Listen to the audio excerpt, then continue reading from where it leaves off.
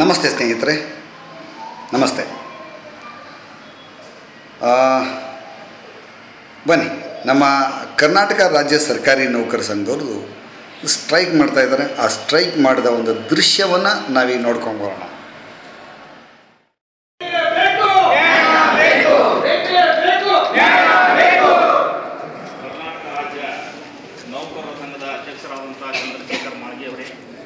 ಸರ್ಕಾರಿ ನೌಕರರ ಸಂಘದ ಎಲ್ಲ ಪದಾಧಿಕಾರಿಗಳೇ, ಸರ್ಕಾರಿ ನೌಕರರೇ, ಇವತ್ತು ಸರ್ಕಾರಿ ನೌಕರರಲ್ಲಿ ಅನೇಕ ಹೊರೆಯನ್ನು ಕೊಟ್ಟು ನಮ್ಮನ್ನು ದಿನವಿಡೀ ಮನೆಗೆ ಹೋದರೂ ಕೂಡ ಆ ಡ್ಯೂಟಿಯನ್ನು ಬಿಟ್ಟರೂ ಕೂಡ ಆ ಹೊರೆ ನಮ್ಮನ್ನು ತಪ್ಪಿಲ್ಲದಂಗೆ ಕೆಲಸವನ್ನು ಮಾಡಿಸ್ತಕ್ಕಂಥದ್ದನ್ನು ರಾಜ್ಯ ಸರ್ಕಾರ ಯಾವುದೇ ಸರ್ಕಾರ ಬಂದ್ರೂ ನಮ್ಮನ್ನು ದುಡಿಸ್ಕೊಳ್ತಾ ಇದೆ.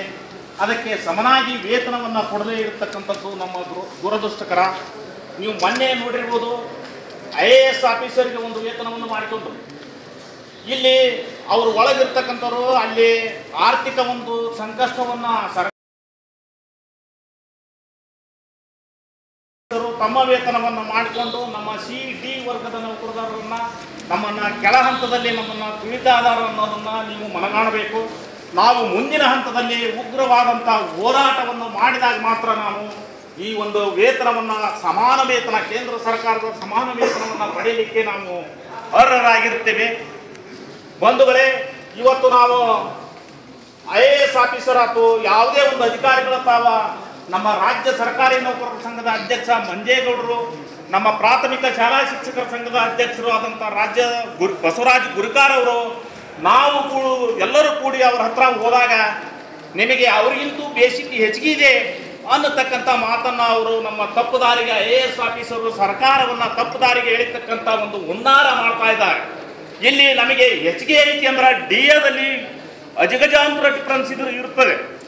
ಆ ನಂತರ ನಮಗೆ 10% ಕೇಂದ್ರ ಸರ್ಕಾರದಲ್ಲಿ DAಯನ್ನು ಕೊಟ್ಟರೆ 6% ಕೊಡಬೇಕು ಅಂತಕ್ಕಂಥ ಸುತ್ತೋಲೆಗಳನ್ನು ಮಾಡಿ ನಮಗೆ ವೇತನವನ್ನು ಕಡಿಮೆ ಕೊಡ್ತಕ್ಕಂಥ ಒಂದು ಮಾದರಿಯನ್ನು ಈ ನಮ್ಮ ಒಂದು IAS ಆಫೀಸರ್ಗಳು ಮುಂದುವರೆದಂಥ ಒಂದು ನೌಕರಗಾರರು ನಮ್ಮನ್ನು ತುಳಿತಾ ಇದ್ದಾರೆ ಅನ್ನೋದನ್ನು ನೀವು ಮನಗಾಣಬೇಕು.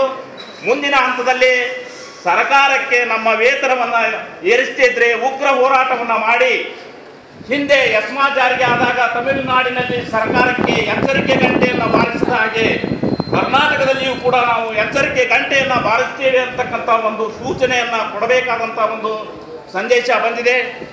ಈಗ ನಾವು ಮಾಡ್ತಕ್ಕಂಥ ಉದ್ದೇಶ ಏನು ಅಂದ್ರೆ, ಸರ್ಕಾರದ 2016ನೇ ಸರ್ಕಾರದ ಒಂದು ಆಯವ್ಯಯದಲ್ಲಿ ಆರ್ಥಿಕ ಇದರಲ್ಲಿ ಬಜೆಟ್ಟಿನಲ್ಲಿ ನಮಗೆ ಹಣವನ್ನು ಮೀಸಲಿಡಬೇಕಾಗಿದೆ.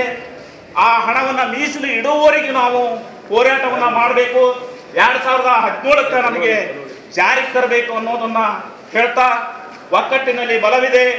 ನಾವು ಈಗ NPS ನೌಕರದವರು ಅವರು ಇವರು ಒಂದು ಒಡೆದ ಆಳೋದು ಬೇಡ. ವೃಂದ ಸಂಘದಲ್ಲಿ, ಸರ್ಕಾರಿ ನೌಕರರ ಸಂಘದಲ್ಲಿ ಎಲ್ಲರೂ ಒಗ್ಗಟ್ಟಾಗಿ ನಮ್ಮ ಬೇಡಿಕೆಗಳನ್ನು ಈಡೇರಿಸೋಣ ಅಂತಕ್ಕಂಥ ಮಾತನ್ನು ಹೇಳ್ತಾ, ನನಗೆ ಮಾತನಾಡಲಿಕ್ಕೆ ಅವಕಾಶ ಮಾಡಿಕೊಟ್ಟಂಥ ತಮ್ಮೆಲ್ಲರಿಗೂ ವಂದಿಸುತ್ತೇನೆ.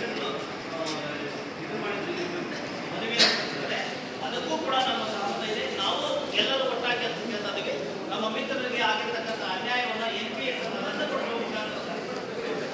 ಬಹಿರಂಗ ಸಭೆಯನ್ನು ಉದ್ದೇಶಿಸಿ ಮಾತನಾಡುವಂಥ ಈ ದೃಶ್ಯಗಳನ್ನು ನೋಡ್ತಾ ಹೊರಟಾಗಿ ನನಗನಿಸಿದ್ದು ಒಂದು ಆಯಿತು. ಈಗ ಹೈಕೋರ್ಟಿನ ನ್ಯಾಯಾಧೀಶರಿರ್ಬೋದು, ಸುಪ್ರೀಂ ಕೋರ್ಟಿನ ನ್ಯಾಯಾಧೀಶರಿರ್ಬೋದು, ಶಾಸಕರಿರ್ಬೋದು, ಸಂಸತ್ ಸದಸ್ಯರಿರ್ಬೋದು, ಅವರು ಹಾಡಾಗಲೇ ಯಾವ ಕಾನೂನು ನೀತಿ ನಿಯಮಗಳನ್ನು ಅನುಸರಿಸಿದ್ದೇನೆ ನೇರವಾಗಿ ಅವ್ರಿಗೆ ಪಗಾರ ಯಾವ ರೀತಿ ಹೆಚ್ಚು ಆಯಿತೋ ಅದೇ ರೀತಿ ರಾಜ್ಯ ಸರ್ಕಾರಿ ನೌಕರರಿಗೆ, ಕೇಂದ್ರ ಸರ್ಕಾರಿ ನೌಕರರಿಗೆ ಏರಿಸಿಬಿಡ್ಬೇಕಪ್ಪ.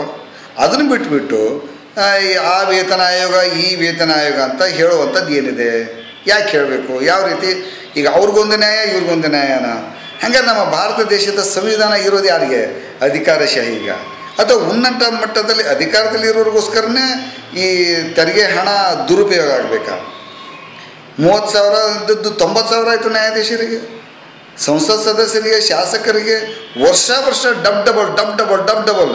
ಇವತ್ತಿನ ದಿವಸ ತರಕಾರಿ ಮಾರುಕಟ್ಟೆಗೆ ಹೋಗೋ ಹಾಗಿಲ್ಲ, ಸಿನಿಮಾ ಥಿಯೇಟ್ರಿಗೆ ಹೋಗೋ ಹಾಗಿಲ್ಲ, ಮಕ್ಕಳ ಭವಿಷ್ಯವನ್ನು ನೋಡೋ ಹಾಗಿಲ್ಲ.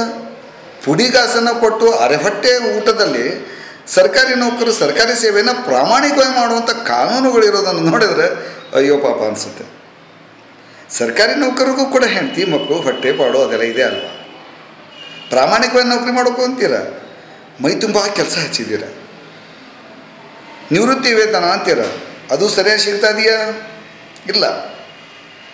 ಇರೋ ಸಂದರ್ಭದಲ್ಲಿ ಹೊಟ್ಟೆಪಾಡಿಗೋಸ್ಕರ ಸರಿಯಾಗಿ ಊಟ ವ್ಯವಸ್ಥೆ ಸಿಗುವಾಗಿ ಮಾಡೋದಕ್ಕೆ ಹೇಗೆ ನ್ಯಾಯಾಧೀಶರಿಗೆ, ಶಾಸಕರಿಗೆ, ಸಂಸತ್ ಸದಸ್ಯರಿಗೆ ಹೆಚ್ಚು ಹೆಚ್ಚು ಪಗಾರವನ್ನು ಹೇಳ್ದಂಗೆ ಕೇಳ್ದಂಗೆ ರಾತ್ರೋರಾತ್ರಿ ಯಾರ ಅನುಮತಿ ಇಲ್ಲದೇನೆ ಯಾವ ನ್ಯಾಯ ನೀತಿ ಧರ್ಮ ನಿಯಮಗಳು ಅಧಿಸೂಚನೆಗಳು ಕಾನೂನುಗಳು ಯಾವುದನ್ನೂ ಇಲ್ಲಿ ಪರಿಶೀಲನೆಗೆ ಒಳಪಡಿಸಿದೆ. ಈಗ ಸರ್ಕಾರಿ ನೌಕರಿಗೆ ವೇತನ ಆಯೋಗ ಈ ರೀತಿಯಲ್ಲಿ ನಿಮಗೂ ಇರಬೇಕಾಗಿತ್ತಲ್ಲ ಹಾಗಿದ್ರೆ ಅಲ್ವಾ. ಸರ್ಕಾರಿ ನೌಕರರ ಬೇಡಿಕೆಯನ್ನು ಈಡೇರಿಸಬೇಕು ಸರ್ಕಾರ, ಯಾವುದೇ ಕಾರಣಕ್ಕೂ ಈಡೇರಿಸಬೇಕು. ಅವ್ರಿಗೂ ಹೆಂಡತಿ ಮಕ್ಕಳು ಇದ್ದಾರೆ, ಅವ್ರ ಮಕ್ಳಿಗೂ ಭವಿಷ್ಯ ಇದೆ, ಅವ್ರ ಮಕ್ಕಳು ಚೆನ್ನಾಗಿ ಓದಬೇಕಲ್ವಾ. ಲಂಚ ಕೊಡದೆ ಇವತ್ತು ಶೀಟ್ ಸಿಗೋ ಹಾಗಿಲ್ಲ, ವರದಕ್ಷಿಣೆ ಕೊಡದೆ ಮದುವೆ ಮಾಡೋಕ್ಕಾಗೋದಿಲ್ಲ. ಕೊಡೋದು ತಪ್ಪು ಇಸ್ಕೊಳ್ಳೋದು ತಪ್ಪು ಅನ್ನೋದು ಕಾನೂನು ಆಯಿತು. ಆದರೆ ವಾಸ್ತವ ಏನಿದೆ, ಒಂದು ಮನೆ ಕಟ್ಸೋಕ್ಕಾಗೋದಿಲ್ಲ. ಒಬ್ಬರೇ ಒಬ್ಬರು ನೌಕರಿ ಮಾಡೋರಿದ್ರೆ ಇವತ್ತಿನ ದಿವಸ ಉಸಿರಾಡೋಕ್ಕಾಗೋದಿಲ್ಲ, ಆ ರೀತಿ ಪರಿಸ್ಥಿತಿ ಇದೆ. ಶ್ರೀಮಂತರನ್ನಾಗಿ ಮಾಡುವಂಥದ್ದು, ಅಧಿಕಾರದಲ್ಲಿರೋರು ತಮ್ಮ ಅಧಿಕಾರವನ್ನು ದುರುಪಯೋಗಪಡಿಸಿಕೊಂಡು ಕೋಟಿ ಆಸ್ತಿ ಮಾಡಿಕೊಂಡ್ರು ಏನು ಮಾಡೋಕ್ಕಾಗದೇ ಇರುವಂಥದ್ದು ಭಾರಿ ಆಯ್ತಪ್ಪ. ಇದು ಲೋಕಾಯುಕ್ತ ಕಾಯ್ದೆನೇ ಮುಚ್ಚಿ ಹಾಕೋ ಪರಿಸ್ಥಿತಿ ಬಂದುಬಿಟ್ಟಿದೆ ನಮ್ಮ ರಾಜ್ಯದಲ್ಲಿ. ಹೀಗಾಗಬಾರ್ದು. ಎಲ್ಲರಿಗೂ ನ್ಯಾಯ ಒಂದೇ ಸಮನಾಗಿರಬೇಕು, ಎಲ್ಲರಿಗೂ ಒಂದೇ ಸಮನಾಗಿರಬೇಕು. ಹಾಗಾದರೆ ರಾಜ್ಯ ಸರ್ಕಾರಿ ನೌಕರರಿಗೂ ಕೂಡ ಹೇಗೆ ಶಾಸಕರು ಸಂಸದರು ಚಪ್ಪಾಳೆ ಹೊಡೆದು ಪಕ್ಷ ಭೇದ ಮರೆತು ನಿಮ್ಮ ಹಣನ ಪಗಾರ ದುಪ್ಪಟ್ಟು ಮತ್ತೆ ದುಪ್ಪಟ್ಟು ಮಾಡ್ಕೊಂಬಿಟ್ರಲ್ಲ, ಅದೇ ರೀತಿ ಸರ್ಕಾರಿ ನೌಕರಿಗೂ ಮಾಡಿ ದುಪ್ಪಟ್ಟು ಮಾಡಿ, 3 ಪಟ್ಟು ಮಾಡಿ, 4 ಪಟ್ಟು ಮಾಡಿ. ಅರೆ ನಿಮಗೆ ಮಾಡ್ಕೊಳ್ಳೋದಕ್ಕೊಂದು ಕಾನೂನು, ನಮಗೊಂದು ಕಾನೂನು ಇದೆಯಾ? ಸರ್ಕಾರಿ ನೌಕರರೇನು ಬ್ರಿಟಿಷರು ಅಲ್ವಲ್ಲ. ಓಟ್ ಹಾಕಿಸ್ಕೊಂಡು ಬಂದ ತಕ್ಷಣ ನಿಮಗೊಂದು ಕಾನೂನು. ತಾಯಿ ತಂದೆಯವರು ಕಷ್ಟಪಟ್ಟು ದುಡಿದು ನಮ್ಮನ್ನು ಓದಿಸಿ ನಮಗೆ ನೌಕರಿ ಸಿಗೋ ಹಾಗೆ ಮಾಡೋದಕ್ಕೆ, ನಮ್ಮ ಭವಿಷ್ಯವನ್ನು ನಿರ್ಮಾಣ ಮಾಡೋದಕ್ಕೆ ಎಷ್ಟು ಕಷ್ಟಪಟ್ಟಿದ್ದಾರೆ. ಅವ್ರಿಗೆ ನಾವು ನ್ಯಾಯ ದೊರಕಿಸ್ಬೇಕು ಅನ್ನೋದ್ರೆ ನಮಗೂ ದುಡ್ಡಿನ ಅವಶ್ಯಕತೆ ಇದೆ ಅಲ್ವಾ. ನಿಮಗಷ್ಟೇ ಅವಶ್ಯಕತೆ ಇದೆಯಾ? ನಮಗೂ ಕೊಡಿ. ಇದು ಸರ್ಕಾರಿ ನೌಕರರು ಎಲ್ಲರ ಬೇಡಿಕೆ. ಹಾಗಾಗಲಿ ಅನ್ನೋಂಥದ್ದು ನನ್ನದು ಆಶೆ. ಪರಿಶೀಲನೆ ಸಲುವಾಗಿ ಒಂದು ಅಧಿಕಾರಿಗಳ ವೇತನ ಸಮಿತಿಯನ್ನು ಜಾರಿ ಮಾಡಿ ಅದನ್ನು ಪರಿಶೀಲನೆಯಲ್ಲಿ ಇದೆ. ಮುಂಬರುವ ದಿನಗಳಲ್ಲಿ ಕೇಂದ್ರ ಸರ್ಕಾರ 7ನೇ ವೇತನ ಜಾರಿಗೆ ತರ್ತದೆ. ಸನ್ಮಾನ್ಯರೇ, 1996ರಿಂದ 2011ರವರೆಗೆ ನಮ್ಮ 10 ಆಯೋಗಗಳ ರಚನೆ ಆಗಬೇಕಾಯಿತು. ಆದರೆ ಈವರೆಗೂ ನಮಗೆ ಕೇವಲ 7 ವೇತನ ಇದೆ. ಈ ಅಂಕಿಅಂಶಗಳನ್ನು ಪರಿಶೀಲನೆ ಮಾಡಿದಾಗ ನಮಗೆ ಕೇವಲ ಎಷ್ಟೋ ಒಂದು ವೇತನ ಅಂದರೆ 5 ವರ್ಷಗಳಿಗೆ ನಮಗೆ ವೇತನ ಜಾರಿ ಆಗಬೇಕಾಯ್ತು ನಮ್ಮ ರಾಜ್ಯ ಸರ್ಕಾರ ಸಂಪ್ರಥಮವಾಗಿ. ಆದರೆ ಒಂದು ವೇತನವನ್ನು ಜಾರಿ ಮಾಡಬೇಕಾದ್ರೆ ಕನಿಷ್ಠ 6ರಿಂದ 7 ವರ್ಷಗಳು ತಗೋತಾರೆ. ಇದರಿಂದ ನಾವು ಪ್ರತಿ ವರ್ಷ ಆರ್ಥಿಕವಾಗಿ ಅನ್ಯಾಯಕ್ಕೆ ಒಳಗಾಗ್ಬಿಡ್ತೇವೆ. ಇದೇ ನ್ಯಾಯ. ಇವತ್ತು ಕೇರಳ ರಾಜ್ಯದಲ್ಲಿ ಇಡೀ ದೇಶದಲ್ಲಿ ಅತಿ ಕನಿಷ್ಠ ಉತ್ಪನ್ನವನ್ನು ಹೊಂದುವಂಥ ಒಂದು ರಾಜ್ಯ. ಆ ರಾಜ್ಯದಲ್ಲಿ ಕೇಂದ್ರ ಸಂಘ ಸರಿಸಮಾನ ವೇತನವನ್ನು ಕೊಡುವ ನಿಟ್ಟಿನಲ್ಲಿ ಈಗಾಗಲೇ ಬಜೆಟ್ನಲ್ಲಿ 7,222 ಕೋಟಿ ರೂಪಾಯಿಗಳನ್ನು ಅನುದಾನವನ್ನು ನಿಗದಿಪಡಿಸಿದೆ, ಮೀಸಲಿರಿಸಿದೆ. ಆಗ ಕರ್ನಾಟಕ ರಾಜ್ಯಕ್ಕೆ ಏನು ತೊಂದರೆ ಇದೆ? ಇವತ್ತು ಕೇಂದ್ರ ಸಂಘದ ಪದಾಧಿಕಾರಿಗಳು ನೌಕರರು ಒಂದು ವೇತನ ತಗೋತಾರೆ, ಅದೇ ಸ್ಥಳದಲ್ಲಿ ಅದೇ ನೌಕರಿ ಮಾಡುವಂಥ ರಾಜ್ಯ ಸರ್ಕಾರ ನೌಕರರು ಕಡಿಮೆ ವೇತನ ತಗೋತಾರೆ. ಈ ವೇತನ ತಾರತಮ್ಯ ಎಷ್ಟಿದೆ ಅಂದರೆ ಈಗಾಗಲೇ 6ನೇ ವೇತನ ಜಾರಿ ಬಂದಂತೆ ನಮ್ಮ ಕನಿಷ್ಠ 20ರಿಂದ 52% ವೇತನ ತಾರತಮ್ಯ ಇದೆ. ಇದೇ 7ನೇ ವೇತನ ಜಾರಿ ಆದ ಪಕ್ಷದಲ್ಲಿ ನಮಗೆ ಕನಿಷ್ಠ 50ರಿಂದ 100% ವೇತನ ವ್ಯತ್ಯಾಸ ಬರ್ತದೆ. ಇವತ್ತು ಗ ವರ್ಗದ ನೌಕರ 12,000 ಸಂಬಳ ತಗೊಂಡ್ರೆ ಕೇಂದ್ರ ಸರ್ಕಾರದವರು 25,000 ಸಂಬಳ ತಗೋತಾರೆ. ಎಷ್ಟು ವ್ಯತ್ಯಾಸ ಅದರಂತರ. ಈ ವ್ಯತ್ಯಾಸವನ್ನು ಜಾರಿಗೊಳಿಸುವ ದೃಷ್ಟಿಯಿಂದ ಈಗಾಗಲೇ ಮಾನ್ಯ ಮುಖ್ಯಮಂತ್ರಿಗಳ ಸಮಕ್ಷಮ ಹಲವಾರು ಸುತ್ತಿನ ಒಂದು ಮಾತುಕತೆಗಳ ಚರ್ಚೆಯ ಮೂಲಕ ಆಗಿದೆ. ಇವತ್ತು ಕಾರ್ಯಾಂಗ ಶಾಸಕಾಂಗ ಒಂದು ನಾಣ್ಯದ 2 ಮುಖ ಅಂತ ಹೇಳಿದ್ದಾರೆ. ಶಾಸಕಾಂಗ ಅನ್ಯಾಯ ಆಗಬಾರ್ದು, ಕಾರ್ಯಾಂಗಕ್ಕೂ ಅನ್ಯಾಯ ಆಗಬಾರ್ದು. ಕಾರ್ಯಾಂಗವನ್ನು ನಾವು ಚೆನ್ನಾಗಿ ನೋಡ್ಕೊಂಡ್ರೆ ಶಾಸಕಾಂಗ ಒಳ್ಳೆಯ ನಡೀತೈತೆ ಅಂತ ಅಭಿಪ್ರಾಯ ನಮ್ಮ ಮುಖ್ಯಮಂತ್ರಿಗಳು ವ್ಯಕ್ತಪಡಿಸಿದ್ದಾರೆ. ಈಗಾಗಲೇ ಹಲವು ದಿನದಿಂದ ನಾವು ಮಾನ್ಯ ಮುಖ್ಯಮಂತ್ರಿಗಳ ಮುಖಾಂತರ, ಜಿಲ್ಲಾಧ್ಯಕ್ಷರ ಮುಖಾಂತರ ನಿಯೋಗ ಹೋಗಿ ಈಗಾಗಲೇ ಸಾಕಷ್ಟು ಚರ್ಚೆ ಮಾಡಿ ತಾತ್ವಿಕವಾಗಿ ಮಾನ್ಯ ಮುಖ್ಯಮಂತ್ರಿಗಳು ಒಪ್ಪಿಕೊಂಡಿದ್ದಾರೆ. ಆದರೆ ಒಂದು ಏನಂದರೆ ನಮ್ದು 2016ಕ್ಕೆ ನಮ್ಮ 6ನೇ ವೇತನ ಆಯೋಗ ಕಂಪ್ಲೀಟ್ ಆಗ್ತದೆ.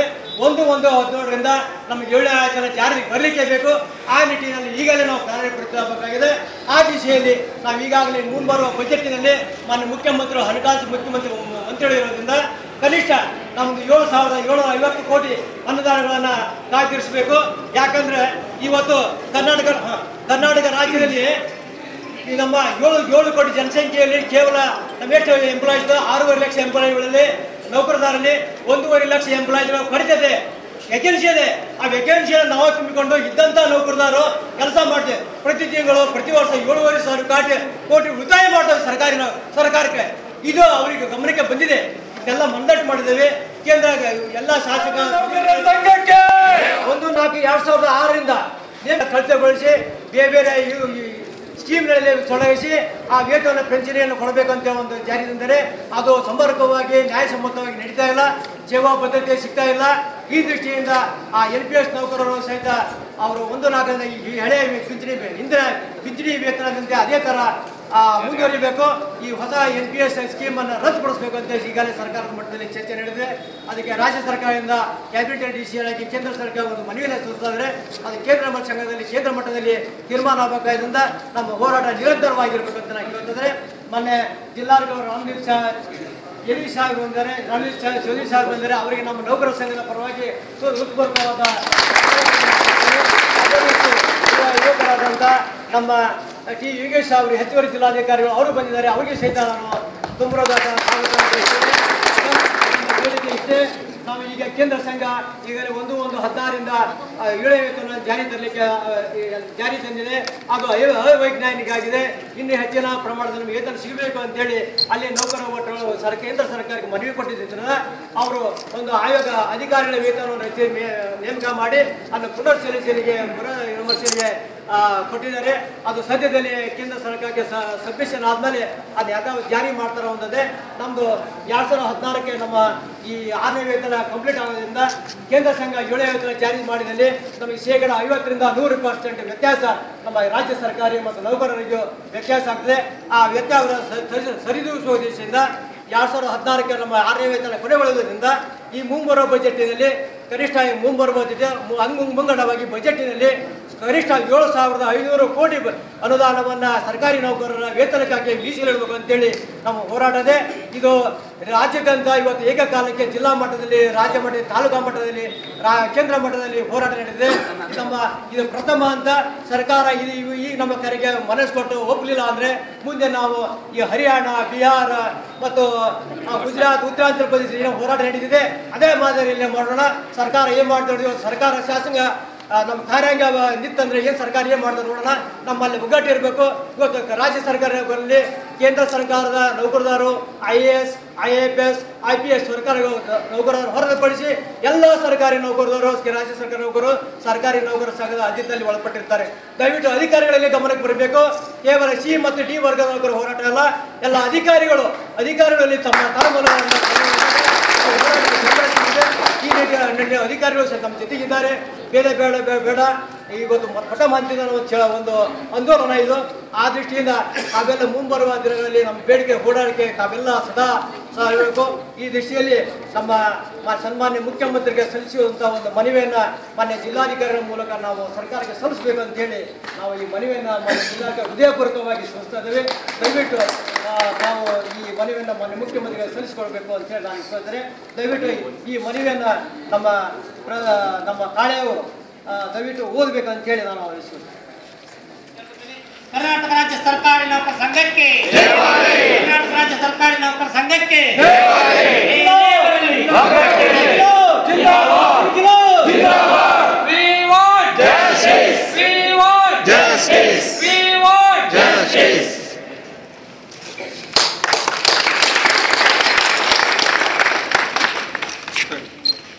ರಾಜ್ಯ ಸರ್ಕಾರಿ ನೌಕರರ ಸಂಘಕ್ಕೆ, ರಾಜ್ಯ ಸರ್ಕಾರಿ ನೌಕರರ ಸಂಘಕ್ಕೆ. ಈ ಬಗ್ಗೆ ನಾವು 7th ಪೇ ಕಮಿಷನ್ ಸೆಂಟ್ರಲ್ ಅಲ್ಲಿ ಇದು ನಡೀತಾ ಇದೆ. ನಾವು ಇದು ಫೈನಲ್ ಆಗಿಲ್ಲ, ತೀರ್ಮಾನ ಮಾಡ್ತಾ ಇದೆ. ಅದು ಕಮಿಟಿ ಹಾಕಿದೆ. ಆದ ನಂತರ ಅದು ಒಂದು ಸೆಂಟ್ರಲ್ ಗೌರ್ಮೆಂಟ್ ಆಗ್ತದೆ. ಆದ ನಂತರ ಸ್ಟೇಟ್ ಗೌರ್ಮೆಂಟ್ ಅವ್ರಿಗೆ ತೀರ್ಮಾನ ಮಾಡ್ತಾ ಇದೆ. ಬೇರೆ ಬೇರೆ ಸ್ಟೇಟಲ್ಲಿ ಯಾವ ಫೈನಾನ್ಷಿಯಲ್ಸ್ ಇದೆಯೋ ಅವ್ರ ರೀತಿ ಅವರು ಎಂಪ್ಲಾಯೀಸ್ಗೆ ಹೊಸ ಪೇ ಕಮಿಷನಲ್ಲಿ ಕೊಡ್ತಾ ಇದೆ. So we will forward your recommendation to the government. ತಮ್ಮಿಂದ ಇನ್ನೇನು ಅಭಿಪ್ರಾಯ ಇದೆ ಗೌರ್ಮೆಂಟಿಗೆ ಗಮನಕ್ಕೆ ಹೋಗಿದೆ. ಫಾರ್ವರ್ಡ್. ಸೆಕೆಂಡ್ಲಿ ಲಾಸ್ಟ್ಲಿ ನಾವು ಫಾರ್ ಆಲ್ ದಿಸ್ ಪ್ರೋಗ್ರಾಮ್ಸ್ ಪ್ರತಿಭಟನೆ ಮತ್ತು ಏನು ನಡೀತಾ ಇದೆ, ಹೋರಾಟ ನಡೀತಾ ಇದೆ, ಯಾವ ರೀತಿ ಬಾಕಿ ನಡೀತಾ ಇದೆ ತಾವು ಸೇಮ್ ರೀತಿ same places next time type ಕೊಡ್ಬೇಕು. Whatever it is. No, but it should be same for all. Yes, we follow. Okay.